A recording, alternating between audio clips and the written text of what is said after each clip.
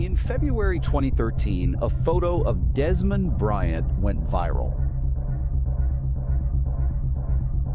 He was 27 years old, a former Harvard football player, days away from signing a 5-year, $34 million contract with the Cleveland Browns. Instead, he was waking up in a jail cell. I thought that sticking my tongue out was a good idea. I came out of jail the next morning, and not only was my mugshot all over, photoshops of me had already begun. Memes were already starting to trend. Warriors, gladiators, heroes of the National Football League. They played through pain, through injuries, through anything. But what if the real danger is what helps them stay on the field? This is a story of pain, pressure, and addiction in the NFL. In football, toughness isn't optional, it's expected. Broken fingers, tape it up. Sprained ankles, get back in. Concussions, take it off. The message is clear. If you can play, you can play. Because careers are short, and every game could be your last.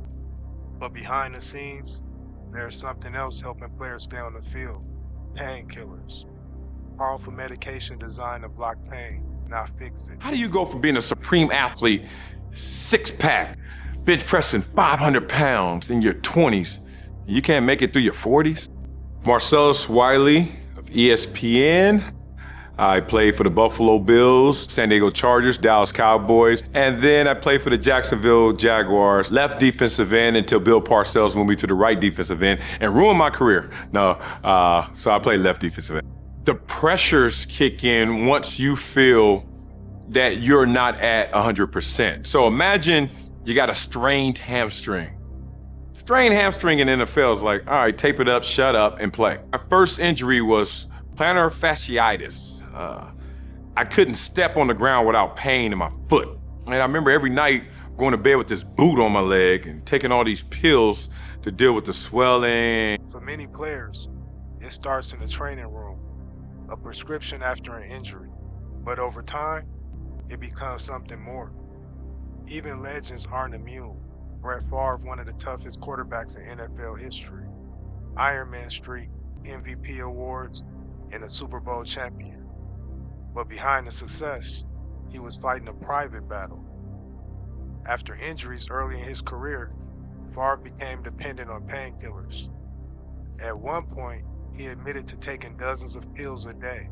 At some point here, you hurt your ankle, and you have off-season surgery after 95. And what ensues is a seizure after the surgery, and then it becomes known to the world that you have a Vicodin addiction. How did you get to the point where you were addicted to Vicodin? Well, we've all known or been a part of addictions and things like that, and a lot of times before you know it, it's on you, and that was the case for me. I think the first time that I remember pain and pain management, we played Philadelphia in Milwaukee at County Stadium. Reggie White is on Philadelphia's team. That tells you how long ago. And right before the end of the first half, he tackles me and my left shoulder is separated. And it was a 3rd-degree separation. It hurt like hell. And the half was over. I go in and they give an injection in my shoulder, not uncommon. And it felt fine. When it wore off and I played the second half. When it wore off after the game, it felt really bad. And so I took some pain pills, and I kind of liked them. It got so serious, he checked himself into rehab. Even at the top, addiction can take hold. And for some players, the consequences go even deeper.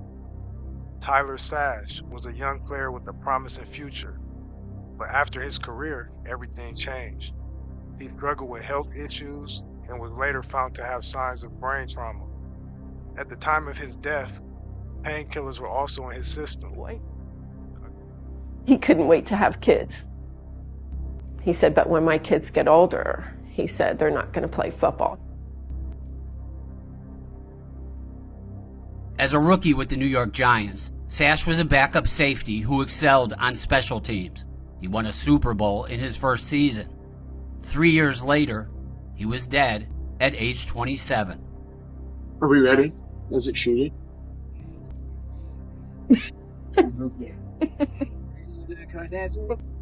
A career built on impact, with effects that last far beyond the field. Different players, different paths, but the same pattern keeps appearing.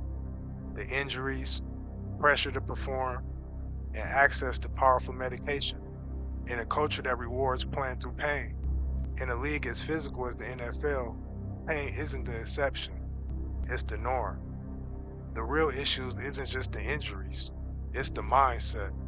A system where sitting out can cost you position. Admitting pain can be seen as weakness, and pushing through is celebrated.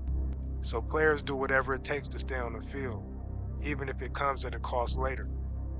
In recent years, the National Football League has faced growing pressure to address these issues.